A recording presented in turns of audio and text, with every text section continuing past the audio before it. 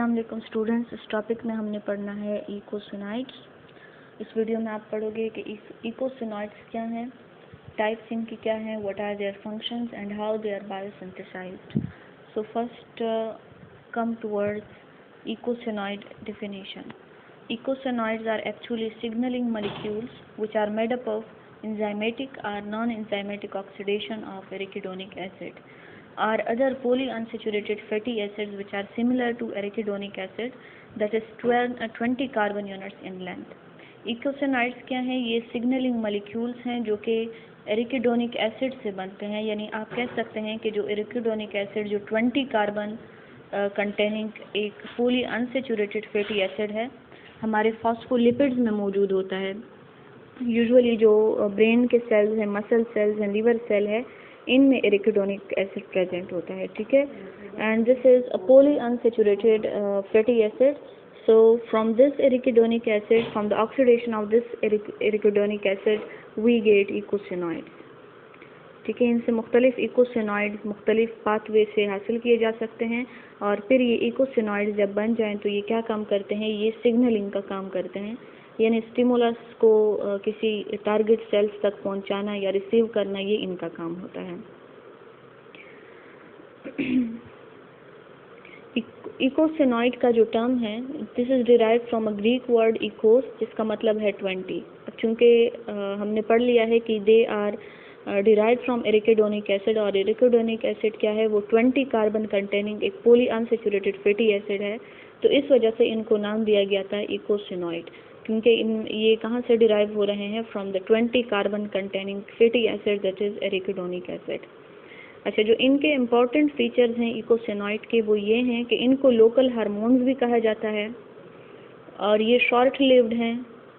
इसके अलावा they are catabolized rapidly and they are synthesized at the site of action and they are not stored in our body, instead its precursor arachidonic acid is stored in tissues. ठीक है, इनको autocrine regulators भी कहा जाता है because they are generally active within the cell in which they are produced. अच्छा, इन सब का मतलब क्या है कि इकोसिनॉइड की जब फॉर्मेशन होती है हमारे बॉडी में, तो वो उसी जगह पर जिस सेल में ये सिंथेसाइज हुए होते हैं, उसी सेल के अंदर इनका फंक्शन होता है, वहीं पर ही वो एक्टिव होते हैं और वहीं पर अपने फंक्शन परफॉर्म करते हैं। तो इस वजह से इनको हम कहते हैं कि ये लोकल हार्मोन्स हैं। इसके अलावा क्या है? शॉर्ट लिव्ड है। जैसे ही इनका फंक्शन ख़त्म हो जाता है तो ये किसी और मॉलिक्यूल में कन्वर्ट हो जाते हैं, इनकी डिग्रेडेशन हो जाती है, तो इस वजह से हम कहते हैं कि दे आर शॉर्ट लिव्ड, मतलब दे आर कैटाबोलाइज्ड रैपिडली। इसके अलावा जो साइट ऑफ एक्शन है उसी जगह पर सिंथेसाइज होते हैं, वहाँ पर ये स्टोर नहीं होते, बल्कि काम करके इनकी दोबारा डिग्रेडेशन हो जाती है। इनका जो प्रिकर्सर है सिर्फ वो स्टोर्ड फॉर्म में जो सेल मेम्ब्रेन है उनमें मौजूद होता है, in the phospholipids of cell membrane, that is arachidonic acid. और इसी वजह से चूंकि they are local hormone and are active only in the cells in which they are produced, they are also known as autocrine regulators. So these are some of the important features of icosanoid कि ये local hormone हैं, short lived हैं, catabolized rapidly and they are autocrine regulators. Okay, there are various types of icosanoids. There are 3 general types and these 3 types are further classified into their subtypes. First type of icosanoid is prostaglandin, second is thromboxane and the third one is leukotriene. जो प्रोस्टग्लैंडीन है, PG से हम represent करते हैं। अब इसकी further मुख्तलिफ types हैं, पीजी, G2 है प्रोस्टग्लैंडीन, D2 है prostaglandin, E2 prostaglandin, F2 alpha, this are the further sub types of prostaglandin. इसी तरह जो थ्रोम्बोक्सेन है जिसे हम TX से रिप्रेजेंट करते हैं, तो इसकी भी मुख्तलिफ टाइप्स हैं, like thromboxane A2, thromboxane B2 and so on. Similarly leukotriene, it also has further sub types like leukotriene A4, leukotriene C4, leukotriene D4 and leukotriene E4। हर एक का अपना अपना फंक्शन होगा, अपना अपना इनका स्ट्रक्चर है। अच्छा, सिंथेसिस ऑफ इकोसिनॉइड, हमारे बॉडी में ये जो इकोसिनॉइड बन रहे हैं तो ये किस तरह बनते हैं? ठीक है, जनरली 2 स्टेप्स में इकोसिनॉइड्स की फॉर्मेशन होती है। फर्स्ट, चूँकि हमने पढ़ लिया है कि ये कहाँ से डिराइव होते हैं? From the eicosanoid. From the arachidonic acid. तो पहले वो जो एरिकिडोनिक एसिड है जो फॉस्फोलिपिड में मौजूद है, फॉस्फोलिपिड्स ऑफ मेम्ब्रेन, ठीक है, फॉस्फोलिपिड ऑफ सेल मेम्ब्रेन में आपका क्या मौजूद है, एरिकिडोनिक एसिड। तो पहले स्टेप में क्या होगा कि इस फॉस्फोलिपिड से एरिकिडोनिक एसिड रिलीज होगा। जब एक दफ़ा ये एरिकिडोनिक एसिड रिलीज हो जाए तो तब ये क्या करेगा, या तो जाएगा साइक्लो ऑक्सीजनेज पाथवे में या फिर ये जाएगा लिपो ऑक्सीजनेज पाथवे में, और इन पाथवे के थ्रू फिर ये मुख्तलिफ इकोसिनॉइड की फॉर्मेशन करेगा।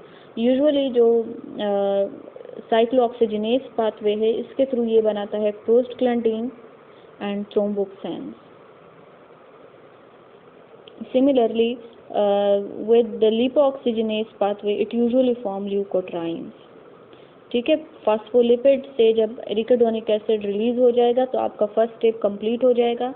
फिर सेकंड स्टेप क्या होगा कि ये जो एरिकिडोनिक एसिड है ये या तो इंटर होगा साइक्लो ऑक्सीजनेज पाथवे में, साइक्लो ऑक्सीजनेज पाथवे में ये क्या बनाता है, प्रोस्टग्लैंडिन और थ्रोम्बोक्सिन, जो फर्स्ट 2 टाइप है इकोसिनॉइड की।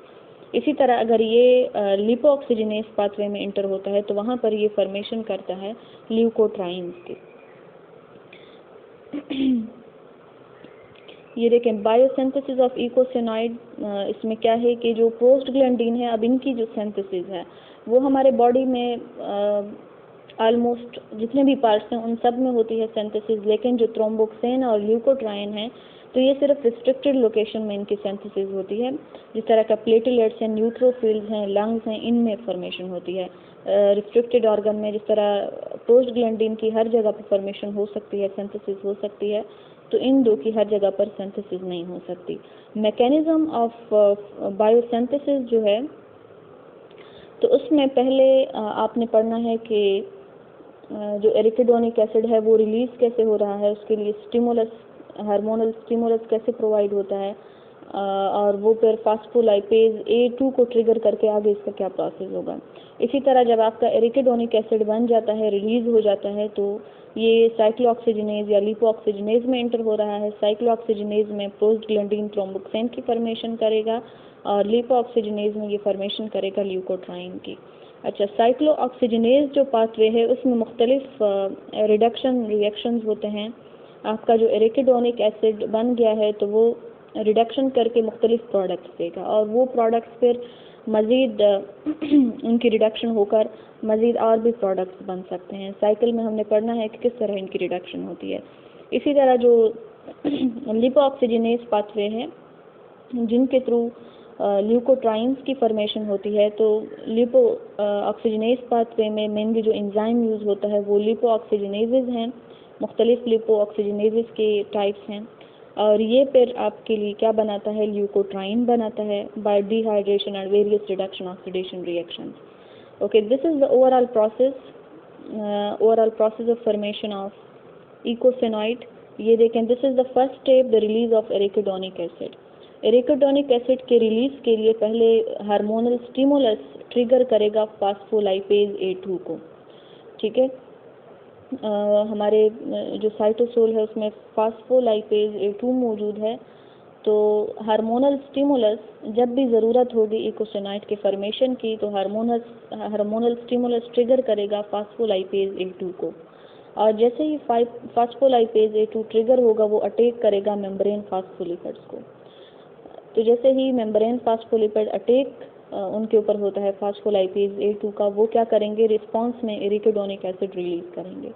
अब जब आपका एरिकिडोनिक एसिड रिलीज हो जाए तो ये आपका फर्स्ट स्टेप कंप्लीट हो जाता है।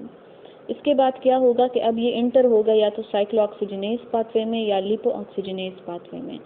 ये अगर इंटर होता है साइक्लोऑक्सीजनेज पाथवे में तो क्या होगा कि फर्स्ट एंजाइम साइक्लोऑक्सीजनेज इस एरिकिडोनिक एसिड को कन्वर्ट करेगा प्रोस्टग्लैंडिन G2 में, which is a type of prostaglandin, ठीक है। तो ये आपकी एक टाइप की फॉर्मेशन हो गई है। अच्छा, अब ये जो प्रोस्टग्लैंडिन G2 है, मज़ीद इसकी रिडक्शन हो सकती है by the action of peroxidase, और रिडक्शन होने पर ये आपको क्या देगा, prostaglandin H2। This is the second type of prostaglandin. तो ये आपके पास सेकंड टाइप भी बन गई है प्रोस्टग्लैंडिन की। सिमिलरली अब ये जो प्रोस्टग्लैंडिन H2 है तो ये प्रिकर्सर के तौर पर काम करता है मुख्तलिफ और प्रोस्टग्लैंडिन के लिए। अब ये 3 पाथवे एक्वायर कर सकता है। ऐसे भी हो सकता है कि ये डायरेक्टली रिडक्शन इसकी हो जाए बाय द एंजाइम एंडोपेरोक्सिडेज रिडक्टेज और ये क्या बना दे, प्रोस्टग्लैंडिन F2 अल्फा। इसी तरह ऐसे भी हो सकता है कि PGE सिंथेज के थ्रू इसकी रिडक्शन हो जाए, then it will form prostaglandin E2। अब ये जो प्रोस्टग्लैंडिन E2 बन गया है, this can further be reduced by the action of PGE keto reductase to form prostaglandin 2 alpha. तो मतलब क्या हुआ कि ये वाली प्रोस्टग्लैंडिन F2 अल्फा की जो टाइप है वो 2 पाथवे के थ्रू बन सकती है, एक तो डायरेक्ट रिडक्शन से और दूसरी प्रोस्टग्लैंडिन E2 जो एक इंटरमीडिएट कंपाउंड के तौर पर काम कर रहा है। प्रोस्टग्लैंडिन H2 से पहले E2 बन गया है और E2 की फर्दर रिडक्शन से प्रोस्टग्लैंडिन F2 अल्फा बन गया है। और ये सारे के सारे क्या हैं, they are the sub types of prostaglandin 2 alpha, E2, H2, G2, this all are the sub types of prostaglandin. Similarly, when this prostaglandin H2 is reduced by PGD synthase, ठीक है, PGD synthase enzyme जब इसको reduce करेगा then prostaglandin D2 will be formed। अच्छा, अब इनकी जो formation है, अगर आप इनके एंजाइम्स को देखें तो एंजाइम्स का नाम इनके प्रोडक्ट के अकॉर्डिंग है। जिस तरह ये D2 है तो इसके लिए जो एंजाइम यूज़ हो रहा है it is PGD synthase. E2 के लिए जो एंजाइम यूज़ हो रहा है इट इज़ PGE सिंथेज। यहाँ पे E है तो इट मीन्स E2 बन रहा है, D है तो D2 बन रहा है।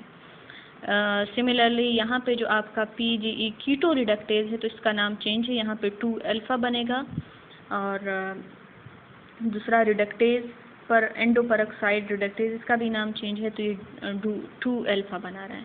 ठीक है, तो कुछ नेम बिल्कुल इनके सिमिलर हैं और उसी के अकॉर्डिंग इनका प्रोडक्ट बन रहा है, कुछ पे थोड़ी सी चेंजेस आ जाती हैं।